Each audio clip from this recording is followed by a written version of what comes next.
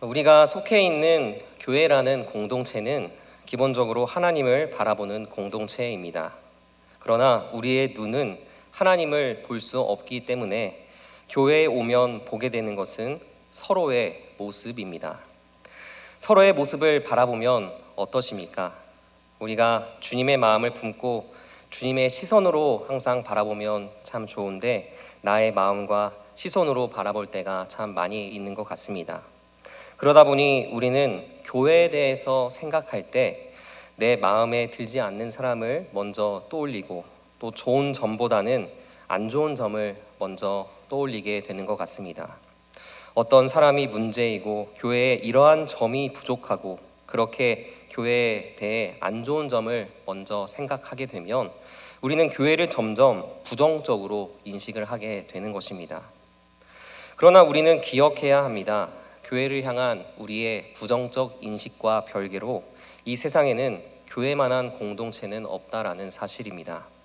세상 그 어떤 공동체에서도 영생을 찾을 수 없지만 오직 예수 그리스도를 주로 모시는 교회 공동체 안에서 우리는 영생을 발견할 수 있습니다. 이 한 가지 이유만으로 누가 뭐라 해도 내가 어떻게 생각해도 교회는 하나님께서 이 세상에 허락하신 가장 좋은 공동체인 것입니다. 그래서 우리가 눈으로 보이는 서로의 모습, 겉으로 보이는 교회의 모습에 실망하여 교회를 부정적으로 생각할 때마다 우리의 믿음의 눈을 들어 예수 그리스도를 바라보아야 합니다.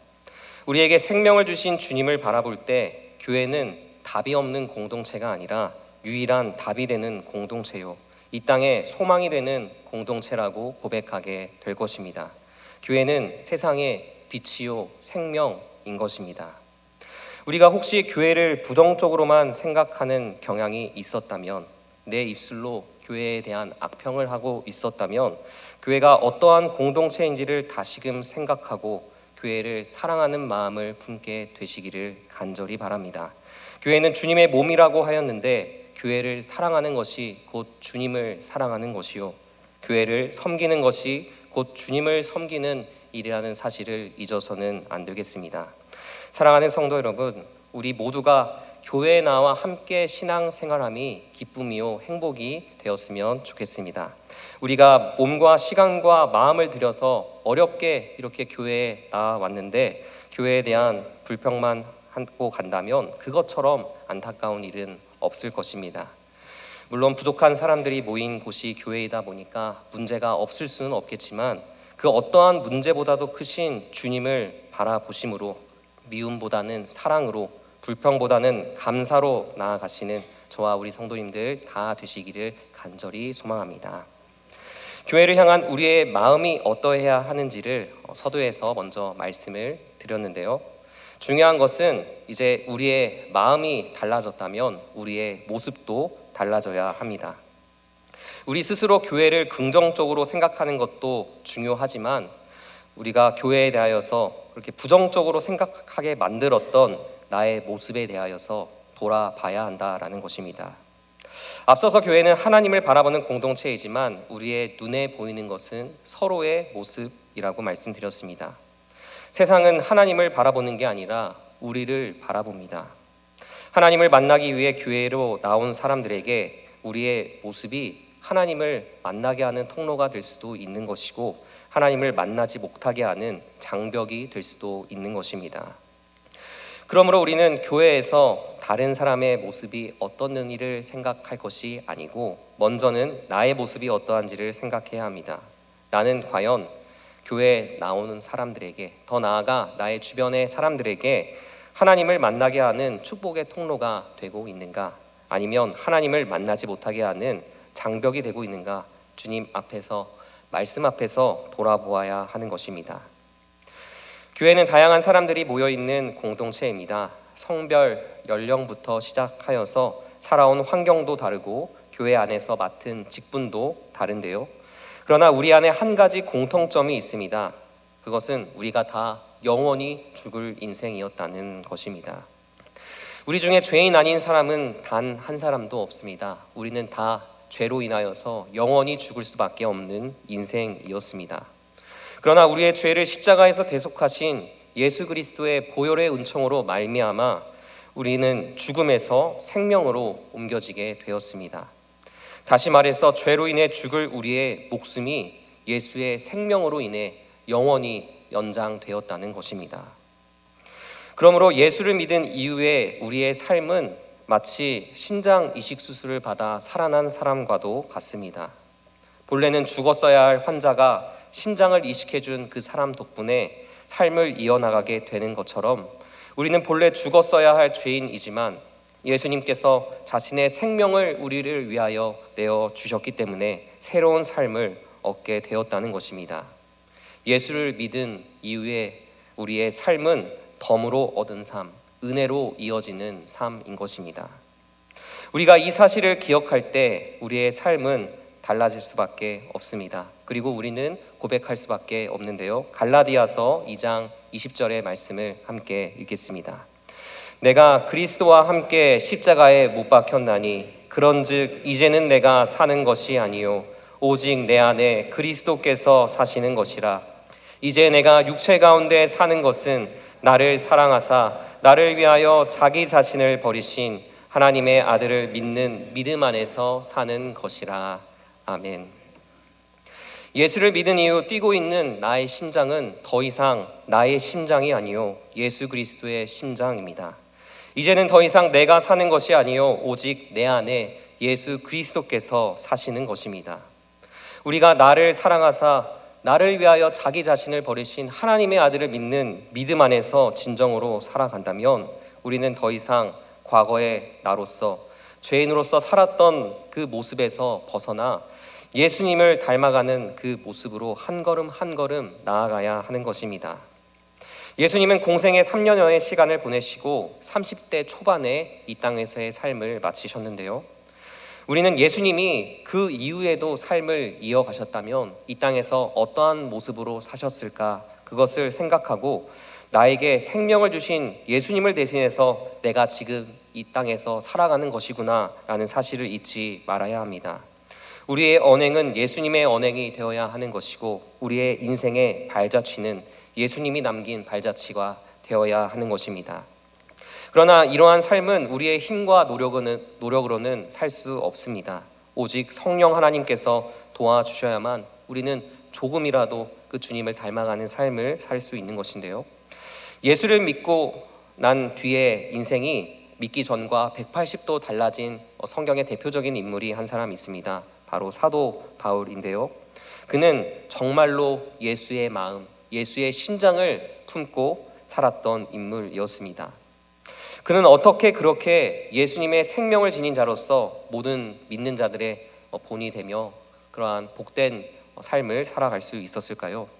오늘 본문 말씀에서 사도 바울은 말하고 있습니다. 오늘 본문 고린도후서 4장 10절의 말씀을 함께 읽겠습니다. 우리가 항상 예수의 죽음을 몸에 짊어짐은 예수의 생명이 또한 우리 몸에 나타나게 하려 함이라. 아멘. 바울이 복음을 전하는 일, 교회를 세우고 또 성도를 세우는 일을 감당하면서 얼마나 숱한 고난을 받으며 수고를 했는지 우리가 다 잘 알고 있는데요. 그는 그러한 자기 인생에 대하여서 예수의 죽음을 항상 짊어진 것이다 라고 표현하고 있습니다. 우리는 이 말씀에 대하여 한 번 더 생각을 해봐야 하는데요. 그가 예수의 죽음을 항상 짊어졌다라는 것은 단순히 예수님을 위해서 살면서 그가 겪은 수고와 고난만을 가리키는 것을 의미하지는 않습니다. 그는 정말로 예수의 십자가 죽음을 항상 생각하던 사람이었습니다. 앞서 읽은 갈라디아서 2장 20절 말씀처럼 예수님으로 인해 연장된 나의 삶은 더 이상 나의 것이 아니라 주님의 것이요 덤으로 주어진 인생임을 기억함으로 더 이상 인생을 자신을 위해서 살지 아니하고 주님을 위해서 살 수 있었다라는 것입니다. 우리는 예수님이 나를 위하여 십자가에 달려 죽으셨다는 이야기를 항상 듣지만 너무나 자주 듣다 보니 이것이 얼마나 놀라운 일인지를 망각해버릴 때가 많습니다. 또한 분주한 일상을 살아가면서 그 십자가 대속의 은총을 잊어버리며 살 때가 많습니다. 그러나 바울은 예수님이 나를 대신하여 죽으셨다는 사실이 얼마나 말이 되지 않는 놀라운 일인지를 늘 생각했습니다. 날 위해 죽으신 십자가 대속의 은혜를 늘 기억했다라는 것인데요. 우리는 주님께 받은 은혜를 바울처럼 그렇게 가볍게 여기지 아니하고 늘 생각하며 살려면 상식적으로 생각해 볼 것이 있습니다. 바로 내가 죽는 게 맞는가, 예수님이 죽는 게 맞는가입니다. 사람들은 모든 생명은 고귀하다라고 말하지만 그 생명의 무게가 다 동일한 것은 아닙니다. 인간의 생명과 동물의 생명이 같을 수 없듯이 하나님의 아들의 생명과 죄인이요 한낱 피조물에 불과한 우리의 생명을 동일선상에 둘 수 없는 것입니다. 그런데 감히 비교도 할 수 없는 예수님의 생명이 우리의 보잘것없는 생명을 대신하여 희생이 되었습니다. 예수님께 비할 바 되지 못하는 벌레만도 못한 나를 위하여 예수님이 십자가에 달려 죽으시고 우리를 위하여 그 생명을 내어 주셨다는 것입니다. 이것은 아무리 생각해도 백날 생각해도 우리의 상식으로는 이해할 수 없는 일입니다. 이를 어떠한 말로도 설명할 길이, 표현할 길이 없습니다. 그래서 우리는 이것을 은혜라고 부르는 것입니다. 오늘 본문 말씀처럼 예수의 생명이 우리의 몸에 나타나는 삶을 살기 위해서는 다른 방법이 없습니다. 바울이 그 놀라운 그 십자가 은혜를 날마다 기억하며 내가 그 은혜를 받은 자라는 사실을 잊지 않고 그 은혜를 깊이 묵상하며 살았던 것처럼 우리 또한 밤이나 낮이나 주님을 기억하고 묵상하는 길 외에는 없는 것입니다. 그렇게 매 순간 주님의 은혜를 기억할 때 우리는 진정으로 깨닫게 될 것입니다. 예수의 생명을 이어받은 내가 나를 위해서 사는 삶이 얼마나 어리석고 배응망덕하며 허망한 인생인가. 이제는 더 이상 이렇게 살면 안 되겠구나. 우리는 그 이전의 삶에서 돌이켜 예수님께 한 걸음 한 걸음 더 나아가는 회개의 삶을, 성화의 삶을 살아가게 되는 것입니다. 바울은 예수를 믿고 난 뒤에 진정으로 가치 있는 삶, 자신의 삶을 통해 예수님의 생명이, 예수님의 모습이 나타나는 삶을 추구하였습니다. 예수님이라면 어떻게 하셨을까? 예수님이라면 어떻게 하셨을까? 늘 기도하며 오직 주님만을 드러내는 인생을 살았던 것입니다. 그리고 그를 통하여 온 세상에 복음이 전파되었고 많은 이들이 예수님을 믿게 되었습니다. 사랑하는 성도 여러분, 우리의 심장은 나의 것이 아니라 예수님의 것인데 지금 누구를 위하여 뛰고 있습니까? 예수님이 우리에게 주신 생명은 우리의 죄와 더러운 욕망을 위해서, 교회를 힘들게 하는 일을 위해서 주어진 것이 아닙니다. 죽어가는 영혼을 살리기 위해서, 주님의 나라와 뜻을 위해서, 주님의 몸된 교회를 위해서 예수님의 생명이 우리에게 주어진 것입니다. 우리가 항상 예수의 죽음을 몸에 짊어짐은 예수의 생명이 또한 우리 몸에 나타나게 하려 함이라.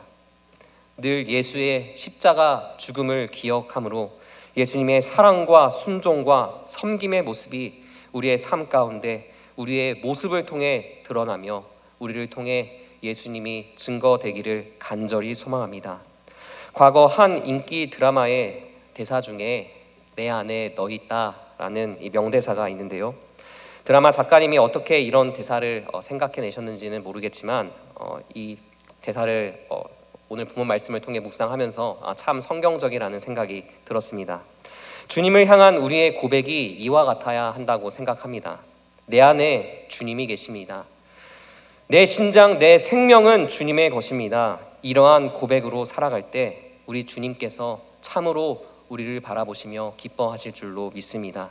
이러한 고백과 믿음의 삶으로 주님의 기쁨이 되는 저와 우리 성도님들 다 되시기를 주님의 이름으로 축복합니다. 오늘 본문 설교의 제목은 연장자인데요. 우리는 연장자라는 단어를 나이가 많으신 분들을 의미하는 단어로만 그렇게 알고 있지만 이 연장하다라는 단어를 검색하면 여러 가지 의미가 나옵니다. 화면에도 나오고 있는데요. 나이가 젊고 원기가 왕성하다라는 의미의 연장하다가 있고, 또 나이가 많다, 우리가 알고 있는 의미의 연장하다가 있고, 또 시간이나 거리 따위를 본래보다 길게 늘리다라는 의미의 연장하다가 있습니다. 이 연장하다의 의미에 따르면 우리가 통상 알고 있는 의미의 연장자 말고 여러 종류의 연장자가 있다라는 것을 알게 되는데요. 이 자리에는 이제 젊은 청년을 의미하는 영장자도 계시고 또 연세 있는 어른을 의미하는 영장자도 계시지만, 그러나 우리의 나이가 어떠하고 모습이 어떠하든 예수의 생명으로 인해 우리의 생명이 연장된 연장자라는 사실을 기억하길 원합니다. 젊은이들은 혈기가 왕성하여 말씀에서 떠나 내 뜻대로 살아왔던 그 삶에서 벗어나고, 어른들은 내가 나이가 많으니 교회에서 섬김과 대접을 받는 것이 당연하다고 여기는 모습에서 벗어나서 우리는 모두 예수님을 대신하여 이 땅에서의 삶을 살아가고 있는 연장자로서 예수의 생명이 우리의 모습을 통해 나타나는 삶, 우리를 통해 다른 이들이 예수님을 만나게 되는 그 삶으로 나아가야 하는 것입니다. 젊은이들은 나의 젊음이 영원하지 않고 육신이 유한하다는 사실을 기억하여 젊을 때, 일할 수 있을 때 주의 일을 충실히 감당하고, 나이 드신 어른들은 이 땅을 살면서 쌓아 오셨던 것들을 가지고 하나님께 갈 수 없다는 사실을 기억하셔서 그것을 가지고 하나님의 일꾼을 세우는 일에 힘쓰셔야 합니다. 돌아오는 목요일 저희 청년들이 개척자라는 주제를 가지고 하나님의 나라를 이 땅 가운데 이루어가는 것을 꿈꾸며 수련회의 자리로 나아가는데요, 특별히 여기 계신 성도님들, 연장자들의 생명이 우리 청년들에게 흘러갈 수 있게 되기를 간절히 소망합니다. 물심양면으로 함께해 주셔서 교회의 미래인 청년들을 통하여서 우리 교회와 이 나라와 민족과 세계 열방이 주님 안에서 서가게 되는 일에 함께 힘써 주시기를 주님의 이름으로 부탁드립니다. 찬양팀 나와주시면 감사하겠습니다. 오늘 본문 12절에서 바울은 그런즉 사망은 우리 안에서 역사하고 생명은 너희 안에서 역사하느니라 라고 말씀합니다. 사망, 곧 예수님의 죽음이 우리에게는 생명이 되었던 것처럼 예수님 안에서 우리가 죽는 삶을 살아갈 때 다른 이들에게 생명이 전해지게 되는 영적 원리를 우리에게 알려주고 있는 것입니다. 예수로 인해 영원한 생명을 얻게 된 생명의 연장자로서 나의 자아는 이제 죽고 나의 욕심은 이제 내려놓고 주를 위해 사는 삶을 살아갈 때 우리 안에 역사하시는 예수 그리스도의 생명으로 말미암아 우리를 통하여 이 땅 가운데 하나님의 나라가 이루어지게 될 것이며 교회는 더욱 부흥하게 될 것입니다. 이 자리에 있는 우리 모두가 아무것도 아닌 죄인인 우리에게 영원한 생명을 내어주신 그 주님의 은혜를 늘 기억하셔서 그 은혜를 힘입어 이 땅에서 하나님 나라의 일꾼, 축복의 통로, 생명의 전달자로 살아가시는 하나님 보시기에 가장 복된 인생 다 되시기를 주님의 이름으로 축복합니다.